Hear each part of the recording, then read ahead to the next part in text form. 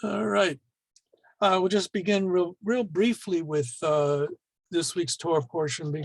It's one of those years in which let's start back. Sometimes we have what's called a double Torah portion. Some of the divisions of the Torah readings are designed so that when you have a leap year, such as this year, we have enough Torah readings for each Shabbat.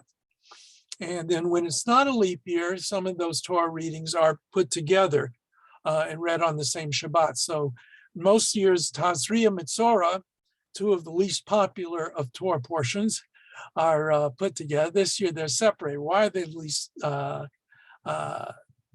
popular? Is Tazria begins simply with some rules and regulations dealing rituals of purity after childbirth, but then it gets into the subject matter of Mitzorah. Mitzorah, it often erroneously translated as leprosy. But the description that we find in the Torah of this whole illness, or whatever exactly it is, doesn't really match up with leprosy. So many of the rabbis understood it to be something other than leprosy, something that we don't really know what it was. And due to a rabbinic interpretation, they identified this disease, Mitzorah, Tzara'at, with a punishment for speaking evil of people, Lashon Hara. We're going to talk about ethics a little bit later this evening, but one of the important elements that we find in Jewish ethical treatments is that we're not supposed to speak ill of other people. And neither are we supposed to speak ill of other people, nor should we listen to somebody speaking ill of other people, which of course would eliminate the entire gossip industry if people followed it. But that is the ideal. And indeed, there's a famous rabbinic figure, Israel, what was Chafetz Chaim's real name? Oh, I'm drawing a blank on his name at the moment. He's known as the Chafetz Chaim because he wrote a book on how we should behave, proper behavior, and he spends a lot of time speaking about Lashon Hara, speaking evil of other people. And he takes his name and the name of the book from a verse in Psalms, Miha Ish Chafetz Chaim, who is a person who desires life. Guard your tongue from speaking evil and your lips from speaking bad things. Seek peace and pursue it. So this idea is that when you speak evil, when Lashon Hara is being spread, it says it kills or it injures three people. The person who's speaking Lashon Hara, the person who is hearing Lashon Hara, and the person about whom the aspersions are being cast. All three are injured in that procedure. So so the rabbis seeking to understand the very strange existence of this tzara'at, this quote leprosy disease, see it associated with that. Why? Because we have an episode in the Torah in which Miriam and Aaron, Moses' sister and brother, are giving Moshe a hard time. And they're said to be speaking Lashon Hara of him, at least according to some interpretations. And as a result of that, Miriam is punished by getting tzara'at. And so the rabbis put those two things together and said that's what is the result of evil speech. But why do we say it's not really a normal thing? Because we find it's described in many different ways throughout the portion.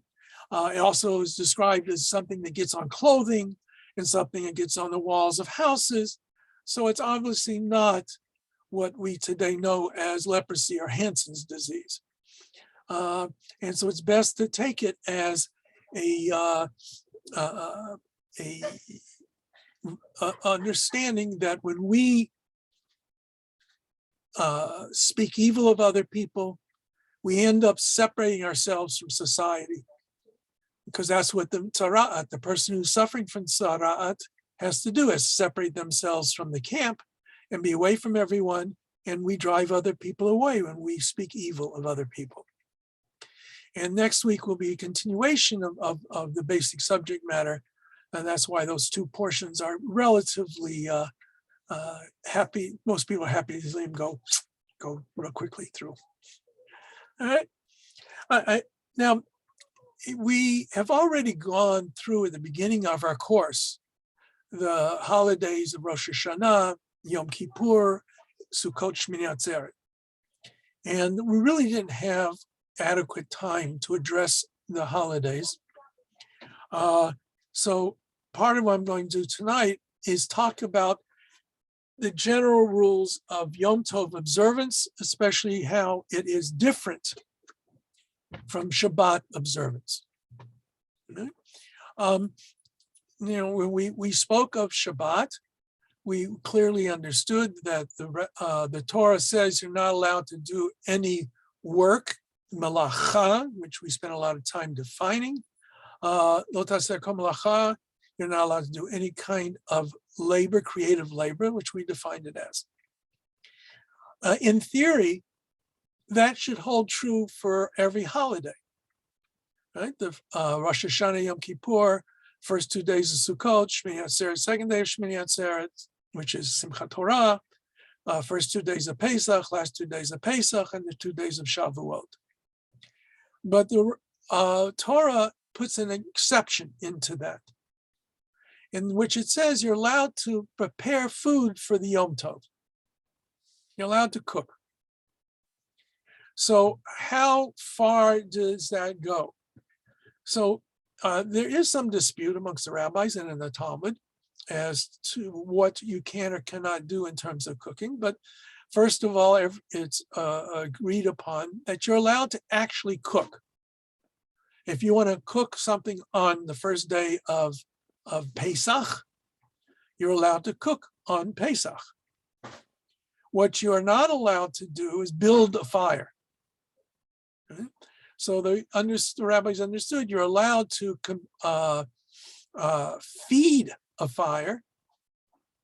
You're allowed to add wood to the fire, but you're not allowed to initiate the burning of the fire.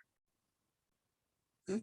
Because since it can be done before Yomtov, it can be, you can create a fire and have it there available for you. Of course, we're going back, a couple thousand years when that's how everybody had to cook. Unless you're a barbecue person like I am, so you like to have a fire for that too. But so they understood that you could cook in the normal process, but you could not chop wood for the fire, because you could do that before Yomtov. You could not, let's say, make a pot to cook in on Yomtov, because you could have done that before Yomtov. You're not supposed to sharpen the knives on Yomtov, again, because you could do all these preparations in advance, right? But because it heralds from a world in which there was no refrigeration, if you were going to eat warm meals, especially when Yomtov becomes 2 days, but the biblical account's only 1 day, in order to have a festive meal, you had to be able to cook. And Yomtov is different from Shabbat in that there is a mitzvah, v'samachta b'chagecha. You shall rejoice in your holiday. We don't have a mitzvah to be someach, to be joyful, rejoicing for Shabbat in the same way. Okay?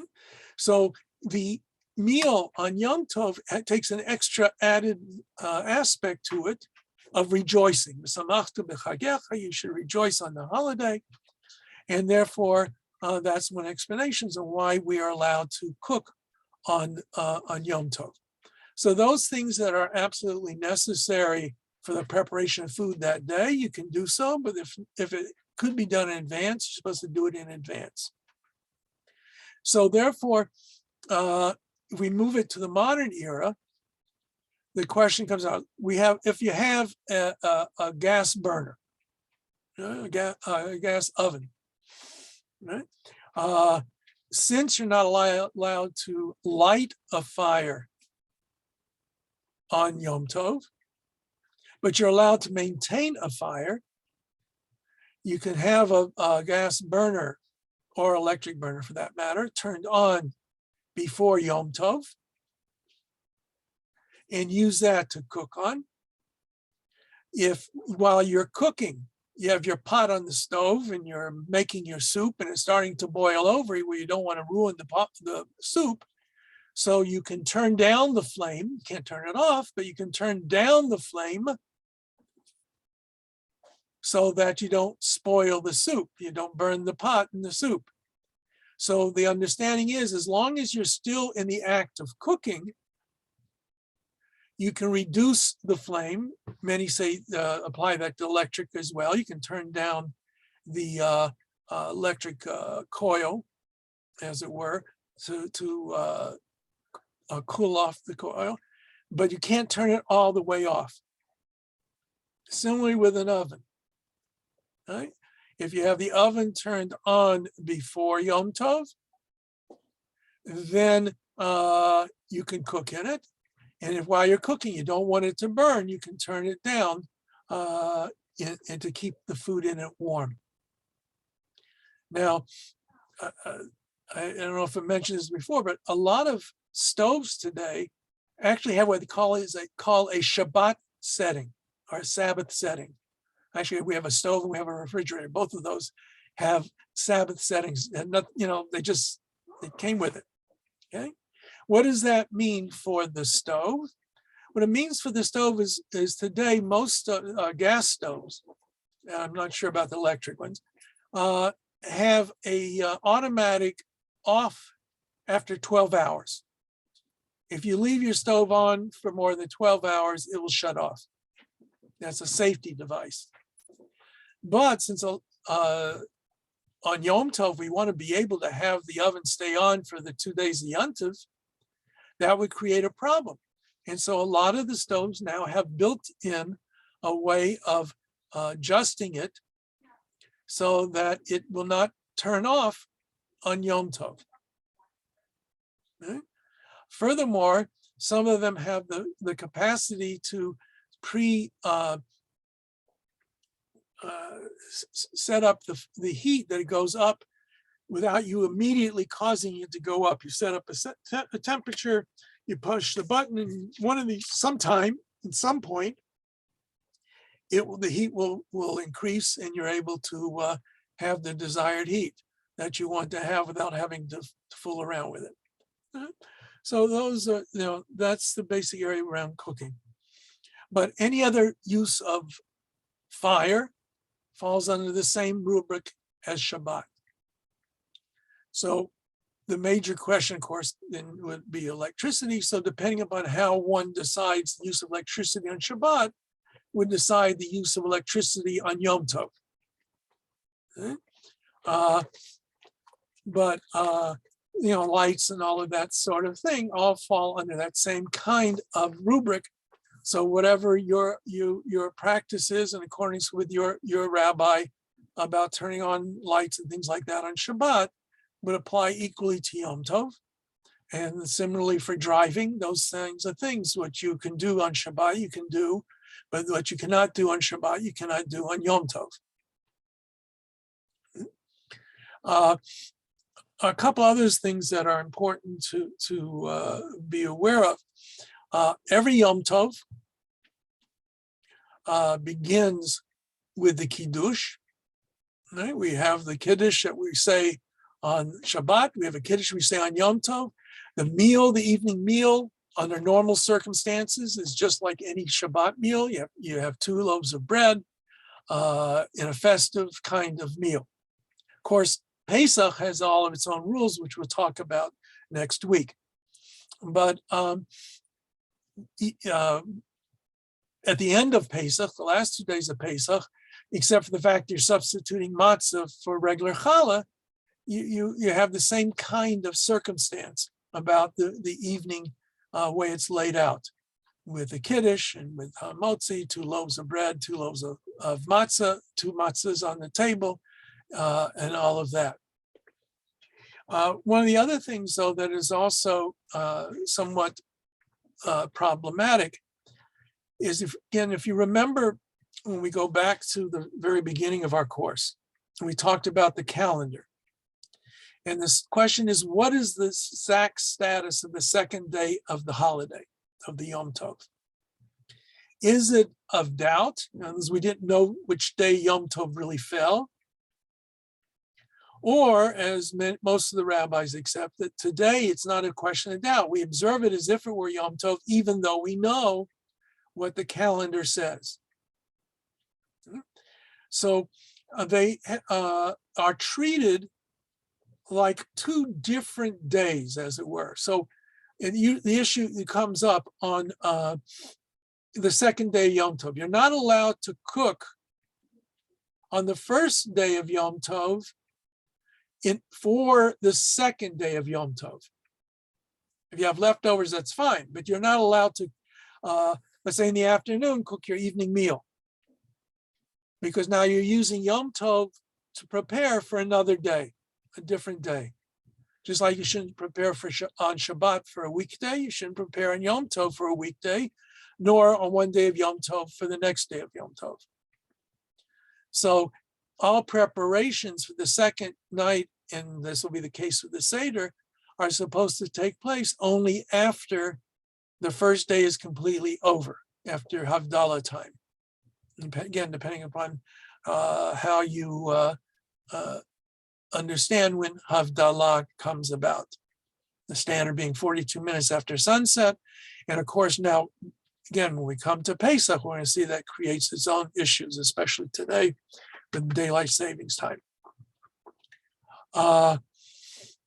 You will also come across the question of the weekdays of the holiday. Now you have the first 2 days of Pesach, last 2 days of Pesach, and you have the intermediate days, just like on Sukkot. They're called Chol Moed or Chol Moed, the weekday of the festival. They're not full Yomtov. We're allowed to do many things that we can't do on Yom Tov, but there is a hesitancy found in Jewish sources about making it just like any other weekday. Today's world, I think you'll find that except in very, very Orthodox circles, most people kind of treat it almost like it's a regular day of the week. There are some, though, who would treat it with almost the same level as they would treat the Yom Tov itself. If you can't do it on Yom Tov, you couldn't do it on the weekday, except for cooking, those kinds of things, and preparing for Yom Tov. But most people today, I think it's safe to say, don't really follow that stringency in that manner. But it is a semi-holiday. We have there's difference of opinion whether or not men wear tefillin, or whoever wears tefillin during the week, whether or not you wear tefillin on the intermediate days of the holiday. Some do, some don't. Some do, but don't say the blessing. Some do and say the blessing. The service is extended. There's a Torah reading each day of Yom Tov, of the Chol Moed. There's a special Torah reading. There's a Musaf each day of Chol Moed. Shabbat Chol Moed has its own special Torah reading if it's not the Yomtov itself. It's not part of the regular cycle of the Torah readings. And it's therefore we see it's got a special aspect to it as well. Really, those are the major things that I think I really wanted you to be aware of, without going into too much detail on that. When we talk about Pesach, we'll see that we'll have a lot to say about Pesach, especially when dealing with chametz and all of that. And that will wait till next week. Okay. Any quick questions on Yom Tov observance?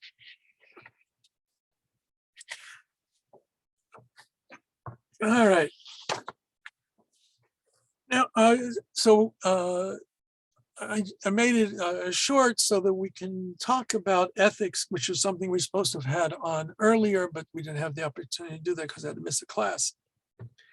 You know, every culture has its own ethical guidelines, and it tells you a lot about a culture by what their ethics are.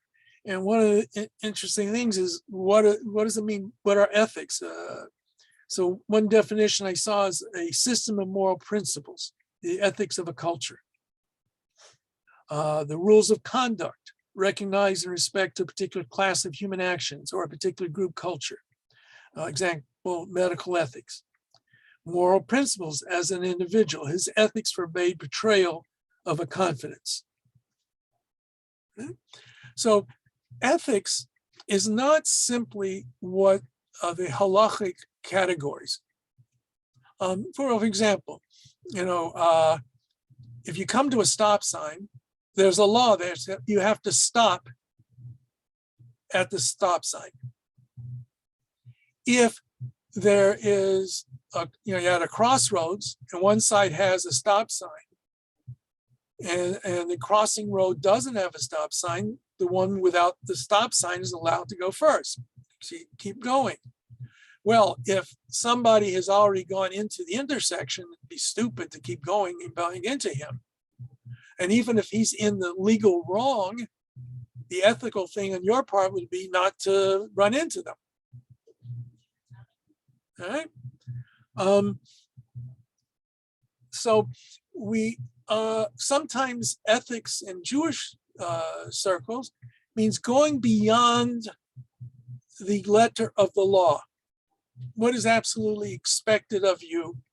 What do you have to do versus what you should do to be what is right? Now, some ethical ideas do have their foundation in biblical law. So I want to look at some of those cases and see how that works its way out. Right. What is your responsibility as being an innocent bystander when you're in the presence of someone who's in peril? Someone who's going in danger of being victimized by a crime or some kind of natural disaster. Maimonides, in his code, the Mishnah Torah writes, if one person is able to save another and does not save him, he transgresses the commandment, neither shall you stand idly by the blood of your neighbor. Similarly, if one person sees another drowning in the sea, or being attacked by bandits, or being attacked by wild animals, and although able to rescue him, either alone or by hiring others, does not rescue him. If one hears pagans or informers plotting evil against another or laying a trap for him, and does not call it to the other's attention and let him know, or if one knows that a violent person is going to attack another, and although able to appease him on behalf of the other and make him change his mind, he does not do so, or if one acts in any similar way, he transgresses in each case the injunction, neither shall you stand idly by the blood of your neighbor. Although there's no flogging for these prohibitions because their breach involves no action, the offense is most serious. For if one destroys the life of a single Israelite, it is regarded as if he destroyed an entire world. What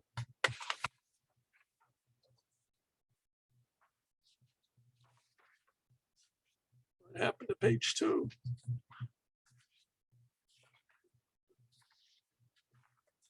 Right, but I'll come back to that line about destroy a whole world.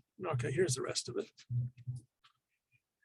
And if one preserves the life of a single Israelite, it is regarded as though he preserved the whole world. Okay, so that's how Maimonides codifies it. There are a couple of things I want to take out of here, take from this, and we're going to see some other developments with it as well. So the first thing that we have to understand is Maimonides says that we have a responsibility when we are capable of saving another life. We have that responsibility to do so. Okay? And, if it's a simple thing like reaching out your hand to grab a person who's drowning, you have that responsibility. If somebody's drowning and you can't swim, there's no requirement to throw your life away, to jump into the water to save the person, because you can't save them. But if you can go get somebody else that can save them, even if it requires you paying money to that other person to save them. And there's a discussion, do you get the money back from the person who is drowning later on? All right? But in those cases, you again have a responsibility to act on their behalf, to save them. If you don't do that, you haven't done anything, right? It's a violation of not performing. And in Jewish traditional law, there's no punishment for that per se. God may punish you, but human courts could not punish you. But nonetheless, you have violated a law of the Torah. And then Maimonides cites a Mishnah. And this is what I want to get into a little bit, because it sounds a little chauvinistic. It says, right, if you save a life of a single Jew or Israelite, how this translation has it, is if you destroy a life, destroys the life of a single Israelite, is regarded as though he destroyed the whole world. All right. Now, this all comes from a passage in the Mishnah, which talks about how the court would warn witnesses in a capital case. It says there in the Mishnah, how do we warn the witnesses? All right.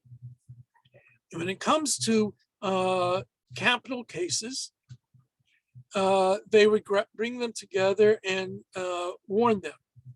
Lest you are giving testimony that you're estimating it, or you heard about it, or you heard somebody else directly say it, even if it's from a person who is trustworthy, right? You have to be witness, all right? A number of things here then. And then he says there's a distinction between capital cases and monetary cases. When it comes to monetary cases, a person can give money and atone for it. Let us say I testified that Sam owed David money, and Sam did not owe David money, and David paid Sam money. I could repair the breach by giving the money to David. I caused the problem. I can resolve it by paying him back, so he's not out of pocket expenses because I gave false testimony, or even if I was just erroneous testimony. Okay, but because so it says when it comes to capital cases, the blood of a person and his offspring that are dependent upon him until the end of the world.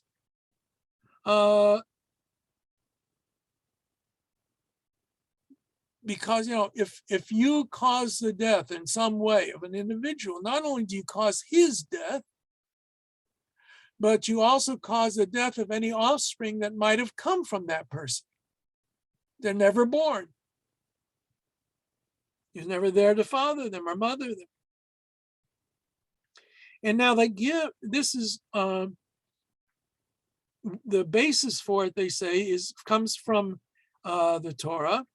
When Cain kills Abel, God says to Abel, "Demei achicha tzoakim." Literally, the bloods. Normally, we say blood, damim, which is a plural.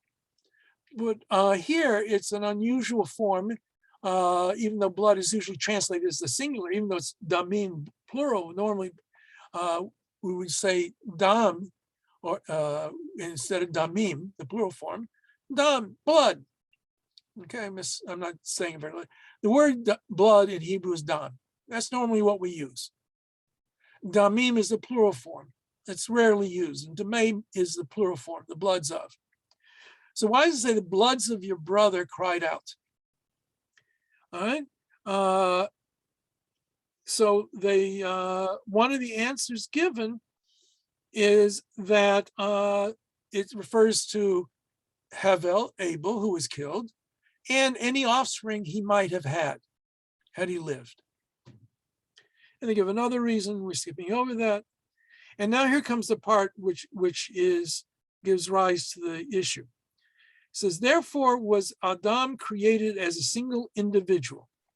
Right? You remember in Genesis chapter 2, we're told God creates the man, forms him from the dust of the earth, and then later on creates woman from his flesh.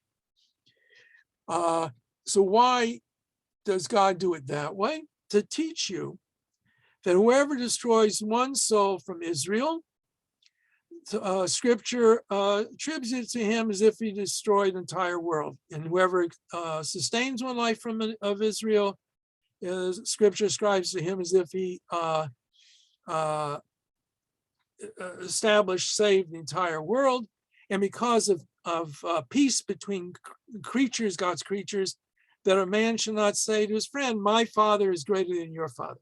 All right. The last part's very easy, but also gives reason why I think the first part's a problem. Why is there only one human being to start with?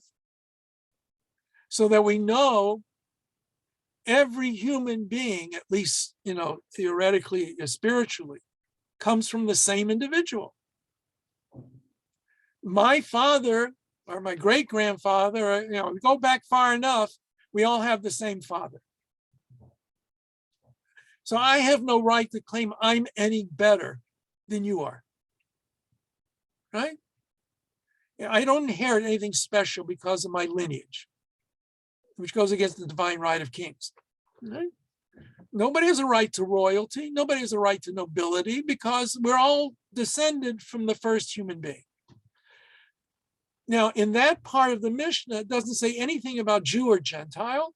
As a matter of fact, Adam was neither Jewish nor Gentile. He was the only person. So the first half that says saves a single life of Israel, what has that got to do with the story? There's no Jews involved in here. And there are some versions of this passage that simply says saves a single life. It doesn't modify what that life is. And that makes much more sense in the context of the biblical story. Because until the time of Abraham, there's no such thing as Jew and Gentile. So I really believe that the correct reading would be to eliminate the word Israelite or Jew from that passage. Whoever saves a single life as if they saved the entire world. Whoever destroys a single life as if they destroyed the entire world. So that serves as the basis of a very important ethical ideal that every human being has a responsibility to every other human being. Ultimately, we all have the same father. Ultimately, therefore, we are all related one to the other, which doesn't necessarily mean you get along. Brothers and sisters don't always get along, but we have certain responsibilities to our siblings, right? And ultimately, everybody's our sibling. No matter who we are, what we are, where we come from, what we look like, we all descended from the one common ancestry of the first human being. Right? So we have a responsibility according to the Torah. I also want to point out in many places, well, at the end of this passage, right, we said, Mipnei Shalom Habriot, because of peace of God's creatures, literally the creation, peace of the creatures of creation. There's a rabbinic principle called Mipnei Darchei Shalom, because of the ways of peace. The ways of peace means we should go out of our way to eliminate strife, to make sure that everybody is taken care of properly. And so whether or not my assumption on the correct textual source for this passage has the word Israel in it or not, Mipnei Darchei Shalom, because of the way of peace, I believe we have to interpret it as referring to all human beings and not limit it to Jews. But it is true in Jewish circles that there have been those who tend to circle the wagons and say, you know, we take care of Jews, let the rest of the world take care of itself. Okay? That's natural. That's normal. You know, you take care of your family first, you take care of your neighborhood first, you take care of your city, your country, right? As you go out from the circle gets bigger, that's how people relate to things. But we have a responsibility to everyone. Right? Let me come back to that a little bit later on. Right? Now, another principle that underlies Jewish ethics that we started off with was the lo ta'amod al dam re'echa. You should not stand idly by the blood of your neighbor. Right? So in Leviticus chapter 19, it says, you shall do no unrighteousness in judgment. You shall not respect the person of the poor, nor favor the person of the mighty. But in righteousness shall you judge your neighbor. You shall not go up and down a talebearer among your people. Neither shall you stand idly by the blood of your neighbor. I am the Lord. Okay? So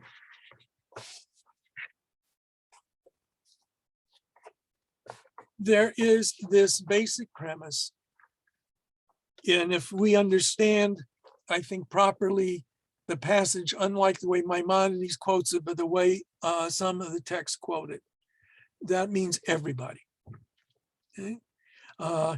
Without going into the story of the Good Samaritan, but the idea that you do find in the New Testament of the Good Samaritan, meaning that a person needs to help another person, that is a Jewish ideal. It doesn't mean just life saving. You know, you're driving down the road and somebody has a flat tire and you can help them. You have an obligation to help them. Mm-hmm. Now, the question sometimes can arise is, how far does this extend? Now, I said clearly, if you can't swim, you're certainly not obligated to jump in the river, jump in the pool and try to save the person, because you're only going to kill two people. Right?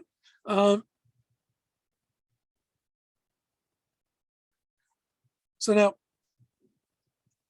self-sacrifice by Jewish law is not an obligation. Okay? We're not obligated to give up our life to save another life. Okay?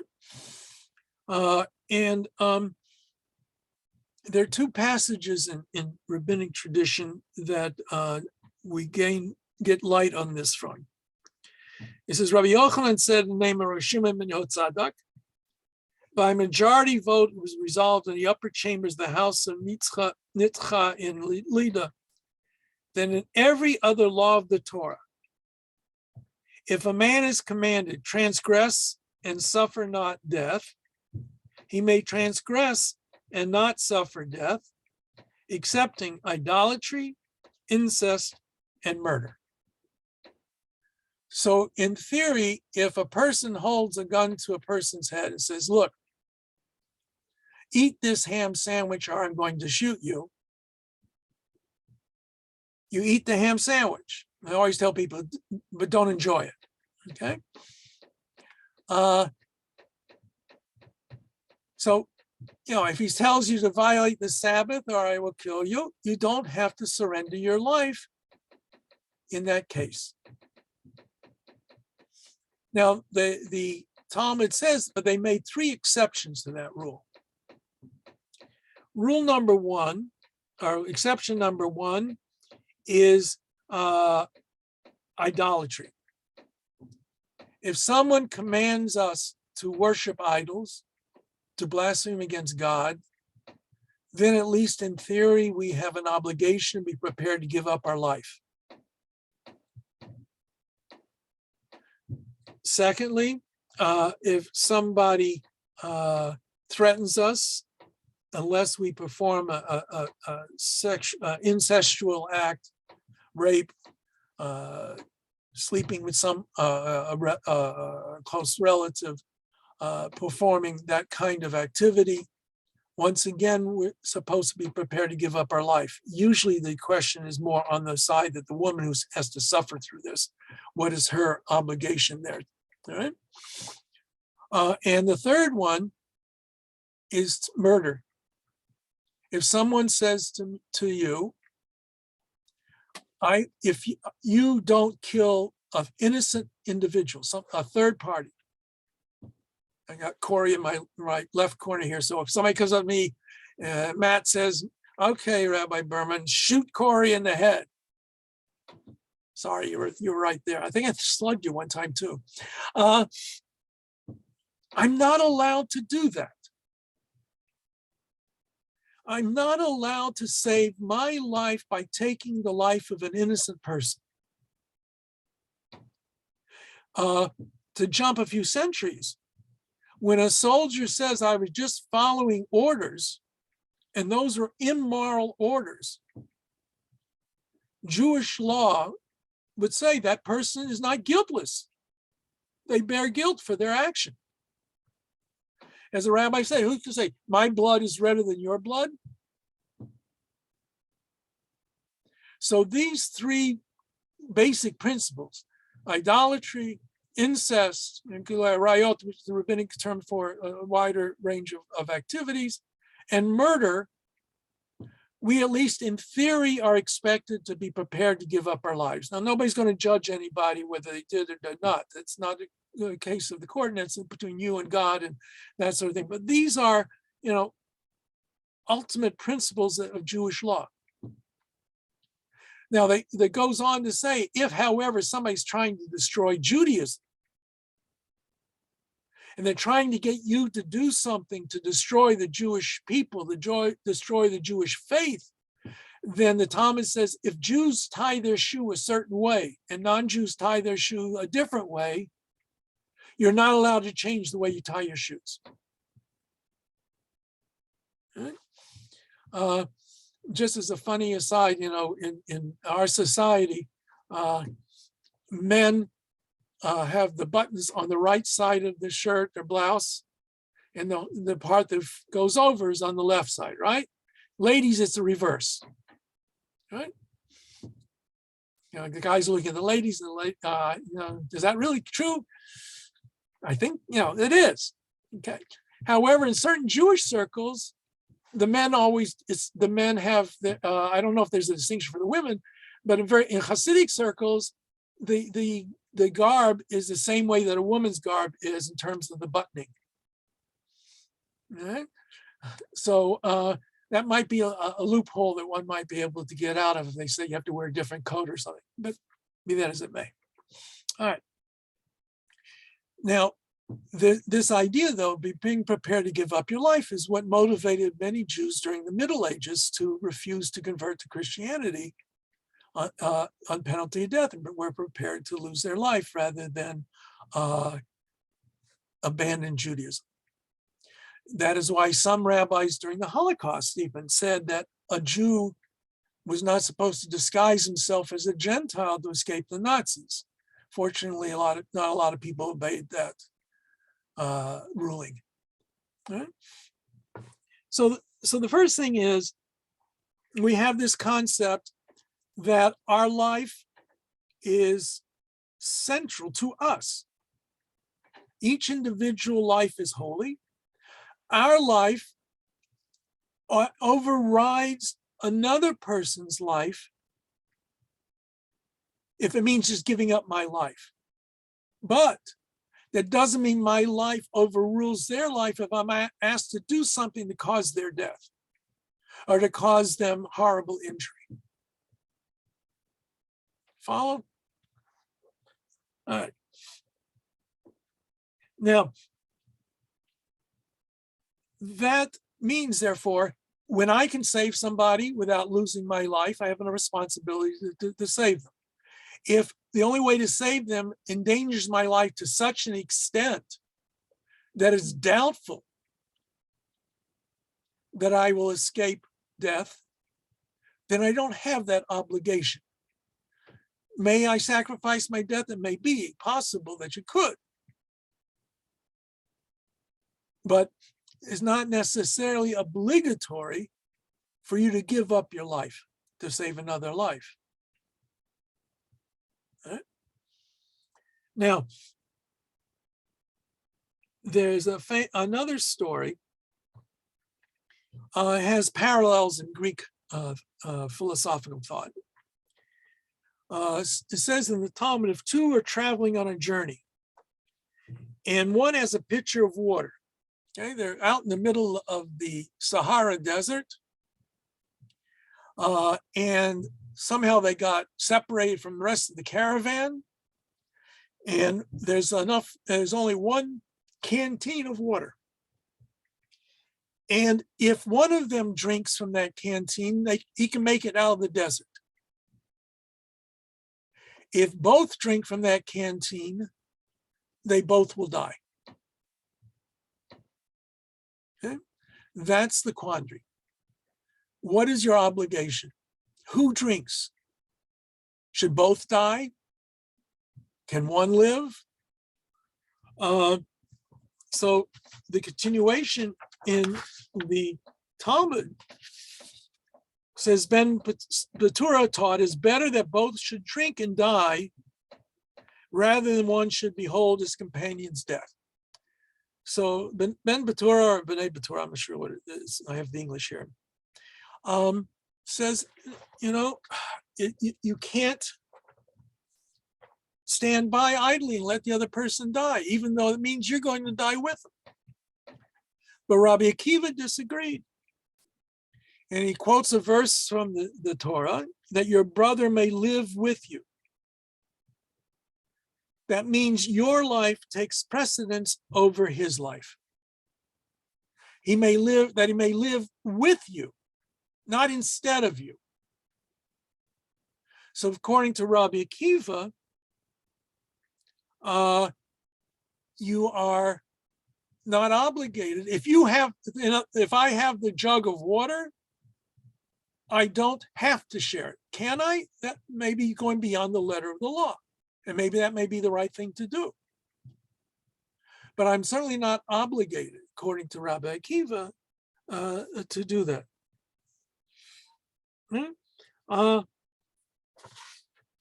So,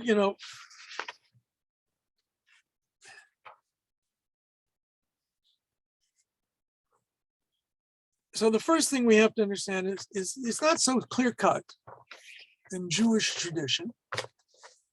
There is a principle of your life takes precedence over another person's life. On the other hand, you cannot sacrifice an innocent life just to save your life. For example, in the one jug of water, I have no right to take the water from the other person. They're weaker than I am. And that way I will live and the other person will die. Even though I'm not immediately causing their death, I can't do that either. But can I be safe in saying I can drink the water and let the other person die, we see that's not, normally we follow Rabbi Akiva, and so that would seem to be what majority of Jewish tradition would say. But nonetheless, we see that it's not ironclad, and there is room for debate about it. So we don't necessarily have an obligation to give up our life to save another person. But what about a lesser level?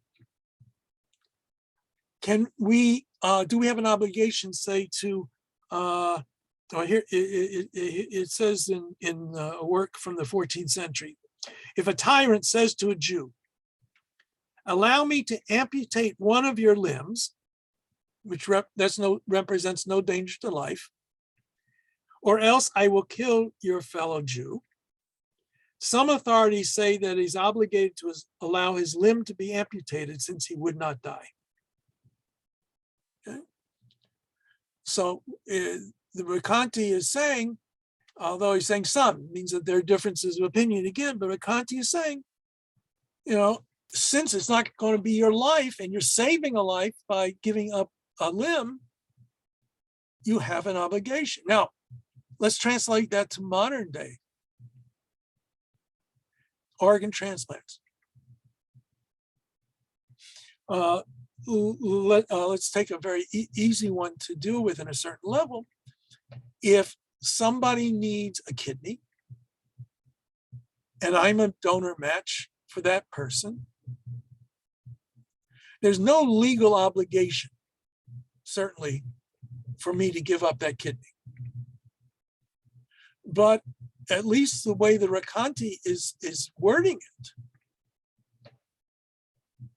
I would have a moral, ethical obligation, assuming that it's not life-threatening to me. Every surgery is obviously a question at any time. There's always risk in any surgery.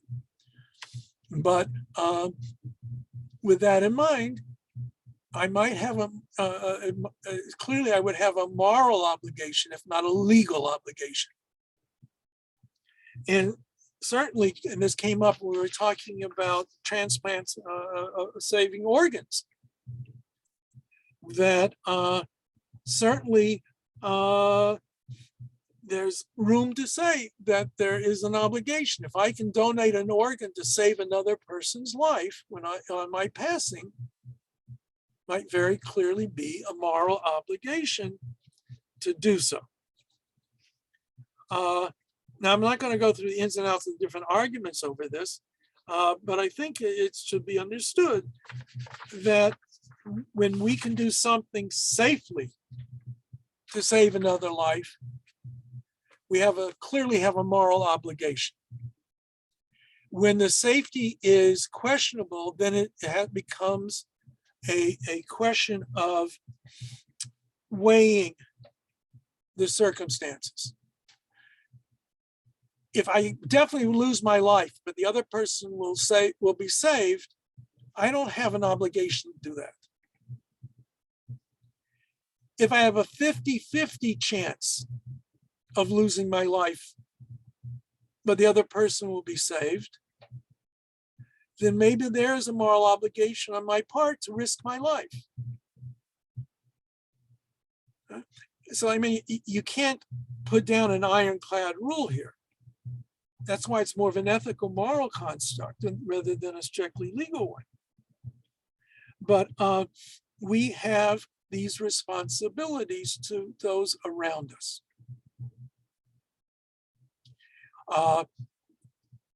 Furthermore, whenever it comes to helping people, Maimonides again writes when talking about obligations for the community in general.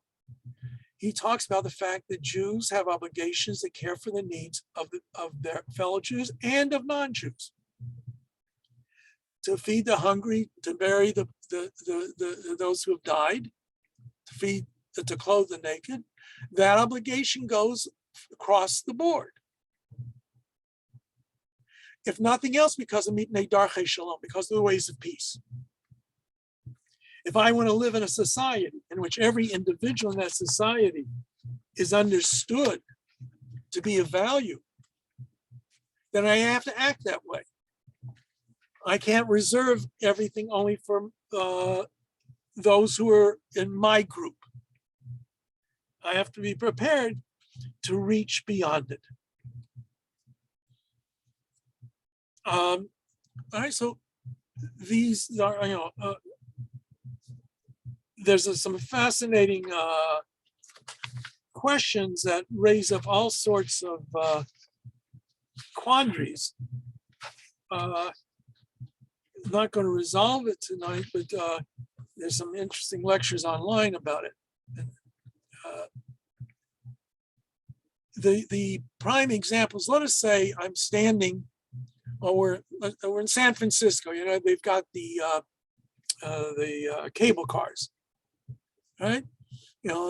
So I'm standing at the top of the hill, and there's a cable car coming down, and the brakes are gone, and the car is rolling down, and there's a crowd of people at the foot of the cable car. Do I have to, if I can save them by throwing myself in front of the car, do I have that responsibility, ethical, moral responsibility? That's a tough one. Okay, I don't know that you can say you do, right? Or of course, the needs of the many outweigh the needs of the one. How's that? Mr. Spock says it in Star Trek. But what happened? What if there's a bunch of people? Now, I'm putting myself to the side at the moment because if I threw myself in front of the cable car, it probably wouldn't make a big difference. But standing next to me is this 500-pound guy, very obese. And if I push him in front of the cable car, it will stop the cable car. What is my responsibility? If I don't have to do it, I'm not sure I have the right to push him. Another possibility, what if, again, the cable car is going down, but there are two tracks. They only have one track, but let's say that it's a runaway train and there's two tracks. And if I throw the switch, the train will go on the other track. Oh, if there's nobody on the other track, yeah, you throw the switch. But what if there are a dozen people on one track and one person on the other track? What is the right thing to do? Do I save the many by causing the death of the one? I mean, they're saying in rabbinic tradition, it's very hard to say that you can do an act in which you are causing the death of an innocent person directly. And this would be the case here. You are redirecting the train to kill that individual, even though there's one in many. These are tough questions. I don't say I have the answers. Right? But there are things where you have to ponder and weigh one against the other. All right. Another important element that we find in Jewish ethics is a concept that comes out of the Bible, tsar balei chaim, causing needless pain to an animal. This derives from two verses in the Torah that tells us we have to help even our enemy unload a straining animal. This animal's got his heavy load on it and he falls down and he's underneath it. Even if the guy who owns the animal is my enemy, I have an obligation to help upright that animal. Whether or not I should have put that heavy a load on him is a different story. Right? So the rabbis understood that we cannot inflict unnecessary pain on an animal. Now, it's not to the extent where we have to be vegetarians, We do understand there's a certain level of pain, we hopefully as little as possible, in killing an animal for food. But if I'm not interested in eating an animal, that's why Jewish law frowns on hunting. If you're talking about a situation where people are hunting to eat, all right, that's one thing. But hunting to mount a head of a deer on a wall, that is a case of causing pain to an animal that's unnecessary. The Torah talks about when you're threshing your grain, you would have one of the, yes. Oh, sorry. Isn't there like issues too with like just the castrating of hunting as well? Like, Well, I wasn't even talking about the kosher aspect. Okay. And the kosher aspect is another aspect, right? If I want to eat an animal that's kosher and it's wild, I have to trap it and then slaughter it properly. Okay, that's the kosher side of it. Well, it comes up in a discussion in the Middle Ages when there were certain Jews who worked with upper class, lower nobility or even upper nobility. It was very popular to go out hunting. Can this Jew go hunting with them? Some rabbis permitted it, most rabbis said no. So certainly if I'm not going to eat it, there's absolutely no reason for me to go kill an animal. If somebody's going to eat it and it's for them, all right, that's a different story. What I was going to say is that we're told that the way you used to thresh grain, one of the ways of threshing grain was to have animals trample over the grain or have the animal pull a sledge, a heavy weighted, not a sled because it was just a slab of wood that would break the kernels, the shells on the kernels. And that way you would have be able to separate the chaff. We're not allowed to muzzle the ox when it's doing that, so it can eat some of the wheat, the grain when it's doing it. We're not allowed to hitch up a big animal with a small animal to pull a plow because it's the unequal burden there, and the small animal would be disadvantaged, hurt perhaps as a result of that.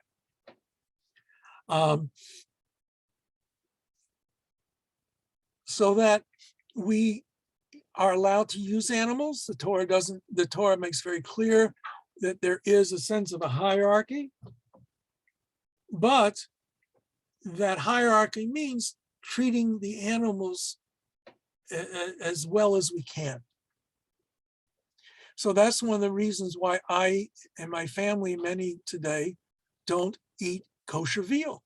Even though it's quote kosher, the way veal has to be raised is in a manner that we do not consider to be a proper way to raise an animal. We kind of overlooked how chickens are grown. That's a different story. So we have certain ideas. We have that we talked about this hierarchy of mitzvot.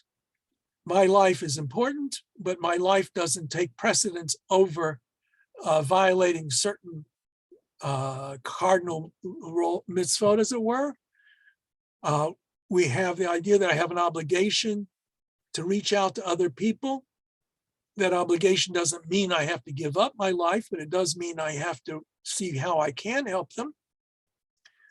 We have an obligation to help all people, no matter what their state is. We have a concept of not causing injury or unnecessary pain to an animal. We have an ethical concept of going beyond the letter of the law, lifnei mishurat hadin. So that when the judges are adjudicating a case, say there's a rich man and a poor man, and they're coming before the judges to decide a case, and the poor man is at fault. All right? He caused injury to the rich man, so he should pay a penalty. The judges have to decide in favor of the rich man, because you can't play favorites when you're judging the law. But what the judges can do is say to the rich man, you know, you're rich and this guy's poor. He can't afford to do this. You don't really need to stand on your rights to get money from him. That's not a legal obligation, but that certainly is a moral imperative they can suggest to him, going beyond the legal letter of the law. The number of times throughout the Torah, we are told that reasons for various aspects of law, Kadoshim tiyu ki kadosh anochi, you shall be holy because I am holy. We have to act always in a holy manner. If what we do would be seen by other people as being wrongful, ignoring of others, there may be limits that, you can't violate Jewish law, perhaps, but when you can, and otherwise you would be perceived as being not, as you would cast aspersions on Judaism and Judaism's God. We don't have to act that way. Kadoshim to you. And the last one is Gemilut Chasadim, deeds of loving kindness, acts of loving kindness. There is a concept of tzedakah. We have an obligation to give money to help the poor. I mentioned earlier that Maimonides says that poor extends to everybody. Your neighbors first, your family first, and your neighbors and others, but still you have that obligation. Gemilut Chasadim are deeds of kindness, and that has nothing to do with money. It has nothing to do with your level of in society. For example, when a poor man loses a relative, we have an obligation to comfort the mourner. That's an act of Gemilut Chesed. If it's a rich person who has lost a relative, we also have an obligation to comfort them. Gemilut Chesed. There's nothing to do. And furthermore, I can do Gemilut Chesed for a rich man, but I can't do tzedakah for a rich man. I can't. What does it mean to give a rich man money to help him out? He's got guilt. He's got money. Poor man, I can give money. He needs the money. So I can do an act of tzedakah for him. But I can do Gemilut Chesed for anybody. So that I have an obligation to reach out to others, even when it is not obligatory. I can still reach out in an act of kindness to somebody. There was this push, to smile to people, say hello to people in today's world. Right? I forgot what the campaign was or something, but be nice. If everybody were nice to each other and polite to each other, make the world a better place. Gemilut Chesed is that, you go first. I'll hold the door for you. Okay? So these are all come under the rubric of ethical moral behaviors that we have. Now, the rabbis also recognize that sometimes there are legalities that if you follow the letter of the law, you're not violating it, but as they say, you're acting improperly by permission of the Torah. Well, for example, in Jewish law, an uncle is allowed to marry his niece. That's Jewish law. Certainly that is not permitted in most societies today. Okay?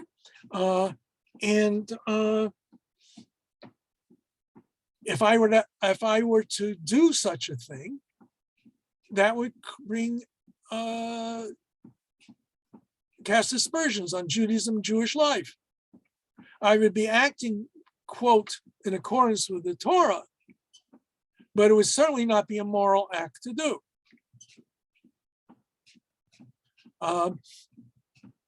there are other, other areas that become more complicated. I don't want to get into the nitty gritty of it, but the idea is just because you are allowed to do something doesn't mean you should do something.